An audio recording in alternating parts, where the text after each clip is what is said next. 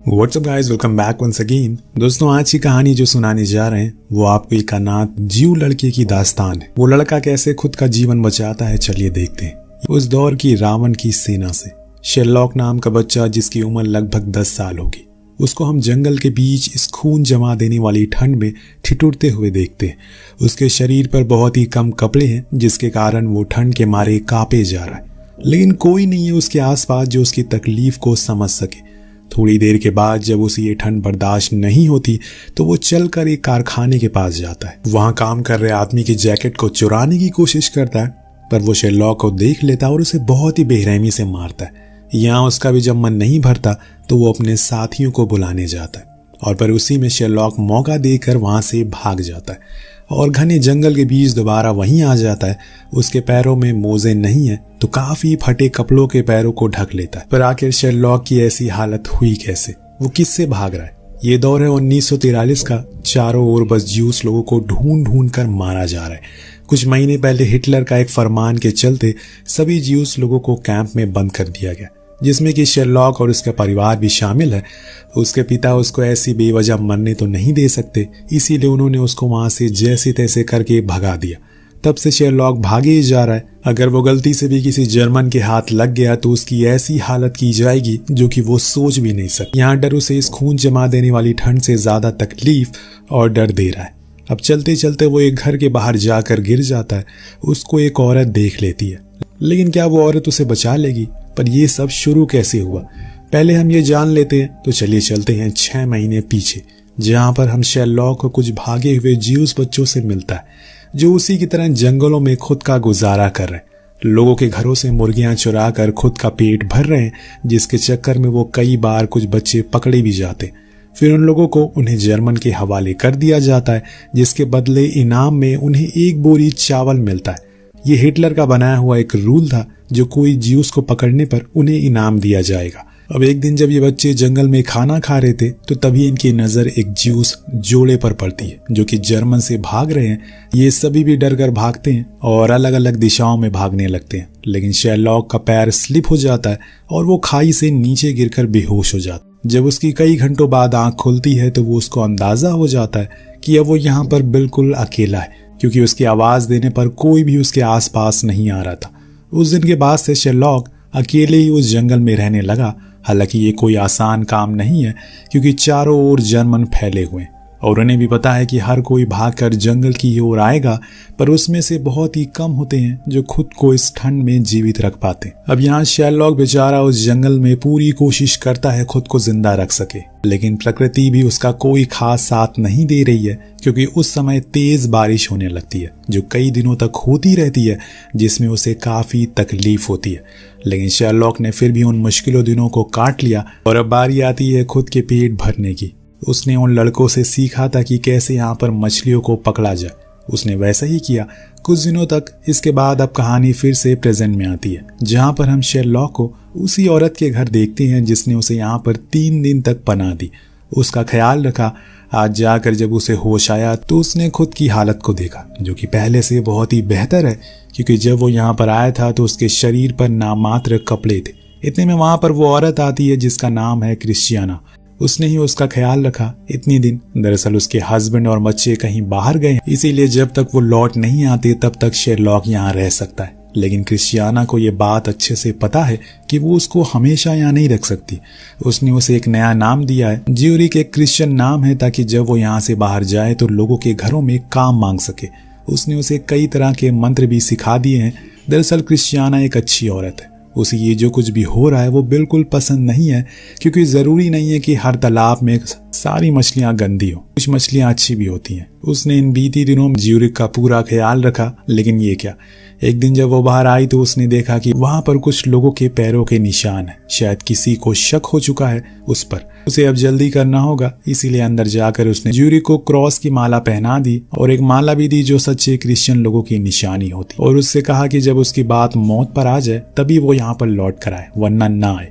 Zurich वहां से चला जाता और फिर उसका वो लुका छुपी का खेल शुरू हो जाता है। लेकिन इस बारी उसे ज्यादा दिन भूखे पेट भटकना नहीं पड़ता, क्योंकि क्रिश्चियाना की सिखाई हुई बातों के कारण उसे एक फार्म पर काम मिल गया था, जहां पर वो दिन रात अपने मालिक के साथ काम करता है और रात में उसी टेबल में सो जाया करता है। इसी तरह से ये दिन गुजर रहे थे। उसके किसी भी प्रकार की कोई तकलीफ नहीं हो रही थी। एक दिन काम के दौरान उसकी नजर एक घायल कुत्ते पर पड़ती है जिसकी वो मरहम पट्टी करता है और फिर उसका अच्छे से ख्याल रखता है। फिर दोनों ही साथ में अच्छा वक्त बिताते हैं। लेकिन एक दिन गांव के कुछ लड़के खेलते टाइम ज्यूरिक को यहूदी यहूदी करके चिल्लाने लगते हैं। कुछ तो ये भी कहते हैं कि वो उसको जर्मन के हवाले कर देंगे, जिसे सुनकर ज्यूरिक के मालिक को थोड़ा डर सताने लगता है कहीं इस बारे में जर्मन को सच में पता ना लग जाए। इसीलिए वो खुद की जान की खातिर ज्यूरिक को फिर से जंगल की ओर जाने को कहता है। उसके पास और कोई रास्ता नहीं था, इसीलिए उसने भी उसकी बात को मान लिया और चला गया। इस बारी उसे तन्हा नहीं महसूस होना पड़ा क्योंकि उसके पास उसका दोस्त डॉग है। दोनों ही अच्छे से जंगल के बीच रहते हैं और फिर एक दिन किसी की नजर लग जाती है। तो शिकारियों ने गलती से उसके डॉग को हिरन समझकर मार दिया, जिससे वो मारा जाता है। और इस चीज से ज्यूरिक एकदम ही टूट चुका था क्योंकि अब वो फिर से अकेला पड़ गया है। लेकिन क्या करे, वो कुछ बोल भी तो नहीं सकता। वो अपने दोस्त को वहीं जंगल में ही गाड़ देता है और उस पर वो माला लगा देता है जो क्रिश्चियाना ने उसे दी थी। इस कुत्ते का उसकी जिंदगी में काफी गहरा प्रभाव पड़ा था, जिसके कारण वो कई दिनों तक एकदम चुपचाप बैठा रहता है। फिर एक दिन जंगल के बीच उसे एक टांगा नजर आता है जिसमें एक कपल बैठे हुए थे जो उसे खुद पूछते हैं वो काम करेगा। ज्यूरिक हाँ में जवाब देता है, जिसके बाद वो उसे अपने साथ ले जाते हैं। सफर में उसकी आंख लग जाती है और जब वो अपनी आंख खोलता है तो वो जर्मन कैंप में था। जी हाँ दोस्तों, उन लोगों ने सिर्फ एक बोरी चावल के लिए इस मासूम से बच्चे को इन हैवानों के सामने रख दिया। हर कोई क्रिश्चियाना जैसा थोड़ी होता है। अब यहाँ पर वो लोग ज्यूरिक को एक जर्मन ऑफिसर के सामने लाकर खड़ा करते हैं जो उसे हजारों सवाल करता है, पर ज्यूरिक भी टस से मस नहीं होता। वो उन सवालों का सही जवाब देता है जो कि उसे क्रिश्चियाना ने समझाया था। उसके चेहरे पर कोई भी शिकंज नहीं थी जो देखकर वो ऑफिसर भी दंग था। लेकिन उसे पूरा यकीन था कि ये एक यहूदी है और इसीलिए अब उसे काल कोठरी की ओर लेकर जाया जाता है, जहां पर न जाने कितने बेबस लाचार यहूदियों ने अपना दम तोड़ दिया। लेकिन ज्यूरिक उसे चकमा देने में कामयाब हो गया, वहां से भाग निकला और इस बार उसके पीछे पूरी जर्मन सेना लगी है। कुछ खूंखार जंगली कुत्ते जो सूंघकर पता लगा सकते हैं कि वो कहाँ है। एक 9 साल का बच्चा जिसका गुनाह बस ये है कि वो उस धर्म का नहीं है जिसकी इज्जत ये लोग करते हैं, बल्कि उस धर्म का है जिसे जर्मन बोझ समझते हैं। खैर, अब ज्यूरिक छुपने के लिए एक तालाब में कूद जाता है। वहां एक पेड़ की छावनी के सहारे छुपा रहता है।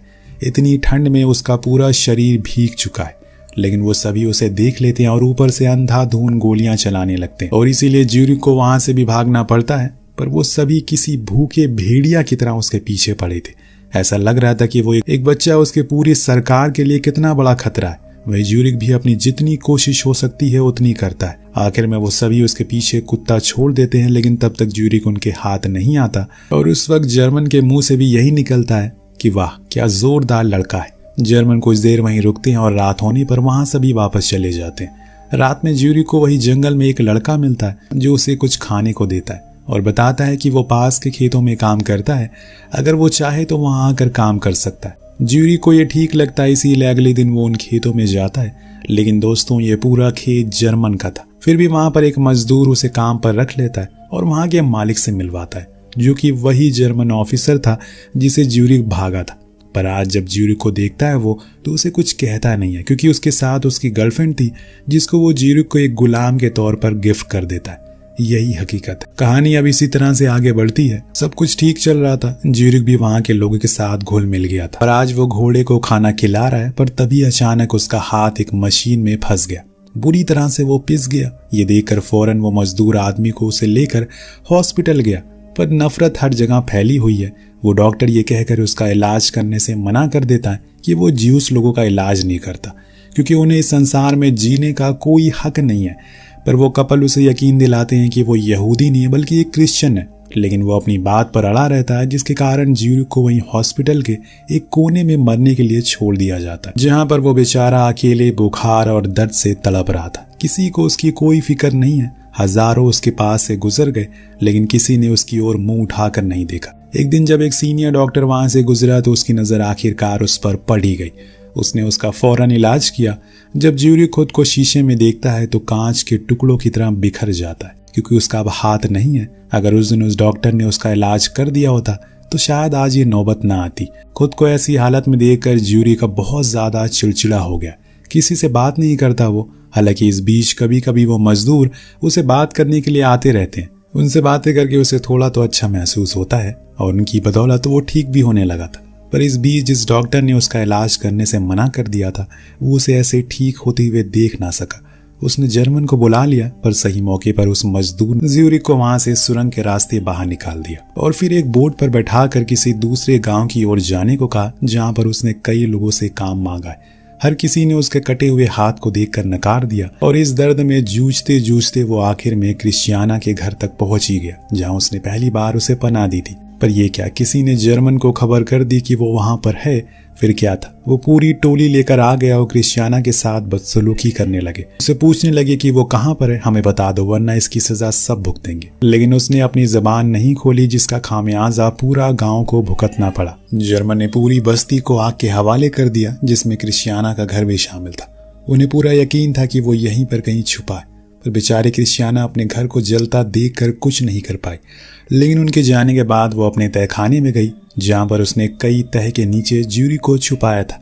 जब वो बाहर निकाला तो देखता है कि चारों ओर धुआं ही धुआं है, सभी लोग मातम मना रहे हैं। उसे पता था कि ये सब उसी की वजह से हुआ है, लेकिन क्रिश्चियाना उसे समझाया कि उसकी कोई गलती नहीं है। अब वो यहाँ से पश्चिम की ओर जाए, जहाँ से रूसी सैनिक आ रहे, वो उसकी रक्षा करेंगे। लेकिन वो ये बात ध्यान रखे कि उसे कहीं भी नहीं रुकना है, और अगर रुकना भी तो कोई ऐसी जगह पर जहाँ पर उसे सबसे ज्यादा भरोसा हो। ये कहकर उसने उसे भेज दिया और खुद उस जले हुए घर की आड़ में बैठ गई। कुछ ऐसे लोगों की वजह से आज इंसानियत जिंदा है। इधर ज्यूरिक तो चले ही जा रहा है, चाहे बर्फ पड़े या फिर बारिश, उसके कदम अब नहीं रुकने वाले। इस बीच रास्ते में उसे कई परिवारों से मुलाकात हुई और उन्हें अपनी दुख भरी कहानी सुनाने लगा, जो सुनकर उन्हें उस पर बहुत दया आती है, जिसके बदले में वो ज्यूरिक को ढेर खाना देते हैं।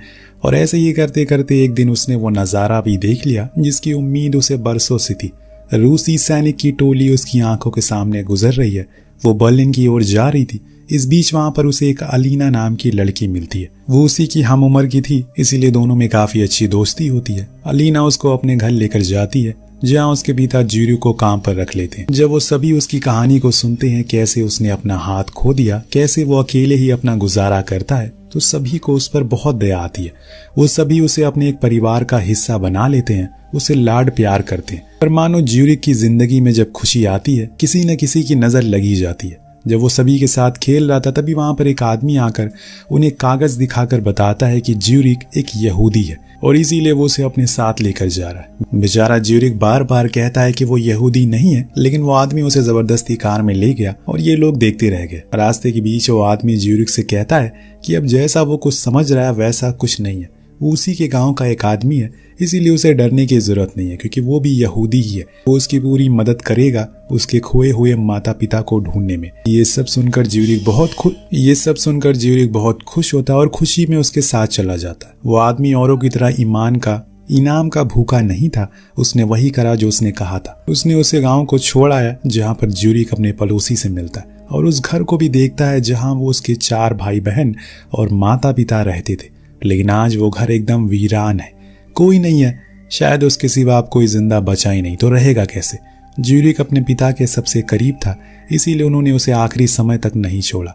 लेकिन जब मौत उनके सर पर आ गई तो उन्होंने ज्यूरिक से कहा कि उसे आखिर तक जिंदा रहना है, उस घर को फिर से आबाद करना है। उनकी बताई हुई सारी बातों को ज्यूरिक ने हमेशा याद रखा, जिसमें से ये भी था कि कुत्तों से बचने के लिए पानी में कूद जाना, जिसकी वजह से न जाने कितनी बार ज्यूरिक की जान बच पाई। उसके पिता ने खुद की जान को देकर उसकी जान बचाई, जिसका कर्ज शायद वो कभी चुका ना पाए। यही सब सोचकर वो बहुत रोता है। उसके आंसू रुकने का नाम ही नहीं ले रहे थे। पर अब तो सब कुछ जा चुका है। वो आदमी जो उसे लेकर यहाँ आया था, वो ज्यूरिक को एक अनाथालय में छोड़ देता है, क्योंकि अब उसका कोई नहीं है जो उसका यहाँ पर ख्याल रख सके। ये तो सिर्फ एक ज्यूरिक की कहानी है। न जाने कितने ऐसे बच्चे होंगे जिन्हें सिर्फ एक अहंकारी आदमी ने खुद की खुशी और ताकत के लिए उन्हें अनाथ कर दिया।